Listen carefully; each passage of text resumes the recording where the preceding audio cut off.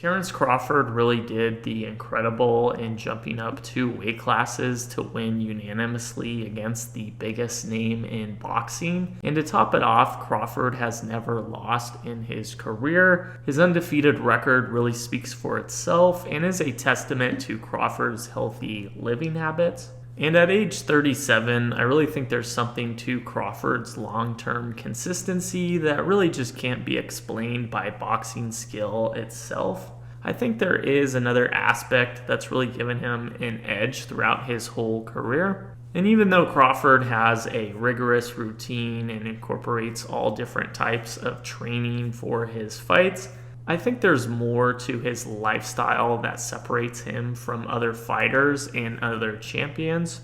And I think it's actually what Crawford does when he's not fighting that makes all the difference in comparison to other fighters and Crawford's overall longevity. And I think the real hack for Crawford is his strict no drinking, no drugs, and no smoking policy. I think it's really notable that Crawford has always emphasized this about his career and has really treated it as a marathon, not just a sprint.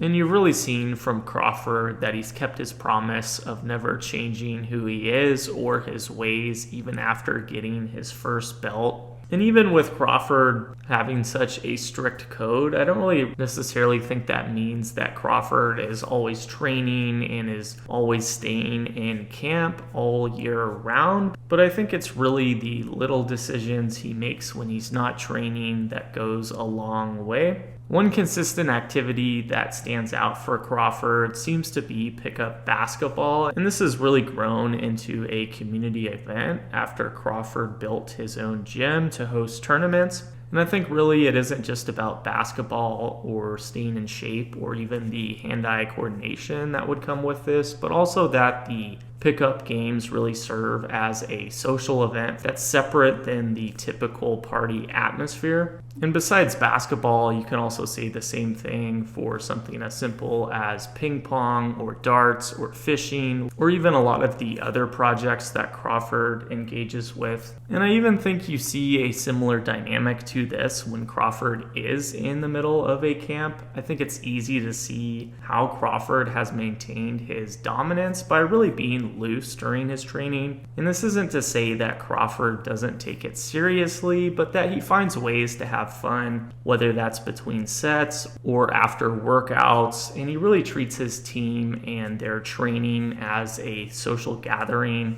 rather than it just being a chore that he has to keep up with. So I really think there is a unique aspect and personality for Crawford that has really driven him to maintain this lifestyle and to stay undefeated even after taking the riskiest fight of his career. And I really think there's a lot to learn from these aspects that have led Crawford to being the only fighter in boxing history to become an undisputed champion in 3 different weight classes. So I think Crawford is an excellent model to follow, and I think now it's really clear why he won such a recent dominant decision in one of the biggest fights in recent time.